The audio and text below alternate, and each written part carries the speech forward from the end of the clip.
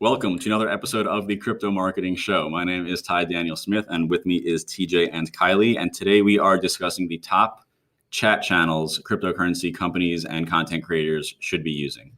So we will talk about why you need messaging channels and which chatting apps you should be using. So let's start off with why you need chat channels. What is the importance of them? Yeah, this was a big topic of discussion that we had when we were trying to get things sorted out because, for us, basically a chat channel is a way to manage a group or a community. That's, if you're a brand or whatever you're using your chat channel for, it can be a variety of different things. But for us, we just found ourselves constantly in multiple different DMs across all these different social media platforms, and so-and-so's talking to this person individually and so-and-so's talking to that person individually. And we needed a place where we could kind of pull all of these conversations and discussions all together in one place and make it easier for people to talk directly, people to talk collaboratively. And it was a big back and forth on which one kind of we make our primary one. Like you said, we use obviously Slack a lot. We use Telegram a lot. Those two are, Telegram is probably kind of like the go-to crypto chat community thing.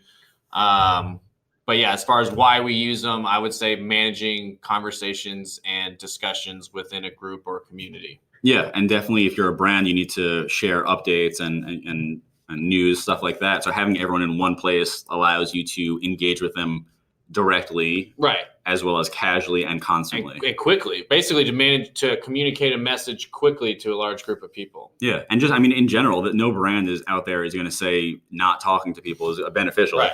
Communication is, a huge part of the job. Yeah, especially in a B2B agency like us.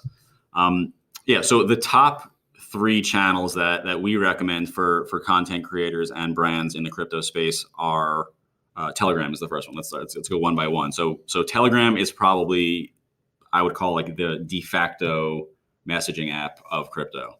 It seems like everyone on crypto is on Telegram, and they even had an ICO. Yeah, one is it's basically, for those of you who don't know, it's similar to a WhatsApp, but has a lot of other different built-in features, a lot more privacy functions. And it is very clean and quick and fast, and has desktop application, and still no spell check on that desktop application, though. That's one little feature request.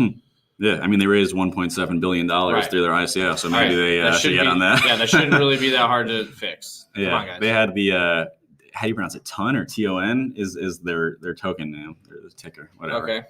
I like that you can have, it's really, really seamless across mobile and desktop, right, or web. Yeah.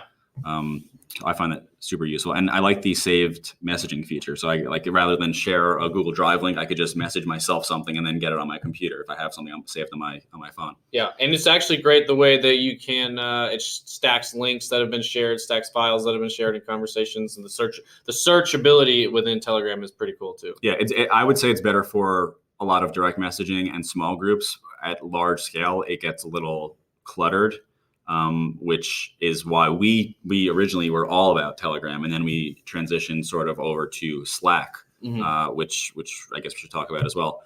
So Slack is organized into what Slack calls workspaces. So I don't know, but it's basically just chat rooms, I guess. So we have all different kinds of channels in our workspace, and each one has a specific purpose. So we have a public one that everyone joins automatically. We have groups for the influencers that we work with. We have channels that are specific to different campaigns that we're working on, so we can discuss, deliverables with clients, as well as reports and things like that. And then, of course, we have our internal chats that are just for communicating within Coinbound. And we have crypto marketing. So if you have any questions about crypto marketing, we have a channel for that, and you could ask questions, and we're always in there talking about that. So if you want to join that, just go to coinbound.io/join Slack. It's a nice little plug there. Yeah, and the main reason we kind of moved towards Slack over Telegram as our primary is because, as he was saying, when you start to try to scale up Telegram, it gets crazy when you're trying to manage a whole bunch of group conversations. Things get lost pretty fast, where Slack gave us the opportunity to have channels as well as DM groups, and then some other stuff that we haven't even really started digging into and working with yet, as they've got stuff called like breakouts or like I haven't explored that. Yeah, yet. I don't like, know what that is. You can have like little meetings and different stuff, and I forget what they call it, but we haven't even really dug into that. Both are definitely vital. Oh yeah, they're huge. Yeah, they also have a lot of third-party integration, so it integrates with HubSpot and Trello and Zapier and if this then that. So you can build a lot of cool automations in there. For example, we have a channel for the podcast. So automatically, as soon as this podcast goes out, it will pull from our RSS feed, see the update, and post it to a channel. And same with syncs to the chat bot on the website. That pulls right into Slack. Exactly. So if someone messages our chatbot on the website, it will send me a notification in Slack or anyone else who's on that chatbot. I have one problem with Slack. Let's hear it. No GIFs. Yeah. There Really? are no I didn't notice GIFs. that. You cannot send GIFs, and it is a travesty. Slack, please, we're begging you. Yeah, add GIFs. I am 100% on board with that. That's my number one complaint. Once you get used to using Telegram and then you go to try to express yourself emotionally on Slack, you're going to find it very limiting. Yeah, some things just don't need an actual response. I just need some cute little animation to send. Yeah, you can do emojis though. Which is cool. That's what I'm saying. But sometimes emojis don't Same. cut it. Like you go to express yourself and you realize, oh, I only have emojis to work with, and then it's tough. Yeah. So the next one is very similar to Slack, and that's Discord.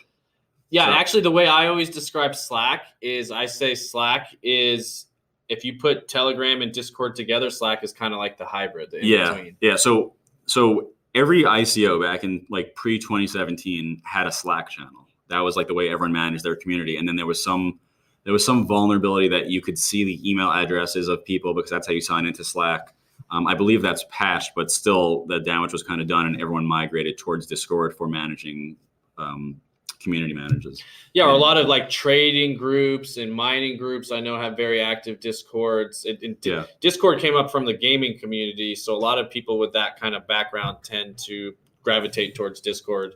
And it is really, really cool as far as the different applications, and it has a lot of different automations and community members and managers and different things. Like administrative roles you can assign. Yeah, that's really cool. So if you have people that are managing who are moderating your community, you can give them special permissions, and I don't think you can do that in Slack. No, you can't do that you can do it on Telegram a little bit, but not so well.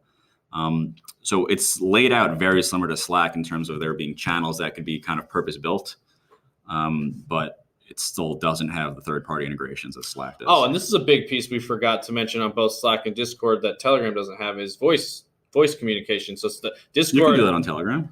You can send voice messages. Well, I guess you can send voice messages, but I'm talking about more like direct. So like Discord, that's where they're big. It's like it's a chat room, audio chat room where you talk with everybody back and forth in real time. Yeah. And you can do that on Slack as well. Not on the free version, but on the upgraded version, like have a group meeting, you go audio live with everybody in a chat channel, and you're all talking and discussing something in real time. Yeah, and both of that exists both on Discord and Slack. That doesn't exist on Telegram. That is super cool. Yeah. All right, so that is all for today. If you're looking to start a community online, be sure to check out Slack, Telegram, and Discord. And remember to rate, review, and recommend this podcast. Those reviews really go a long way in terms of helping us grow and put out more content like this. We need you.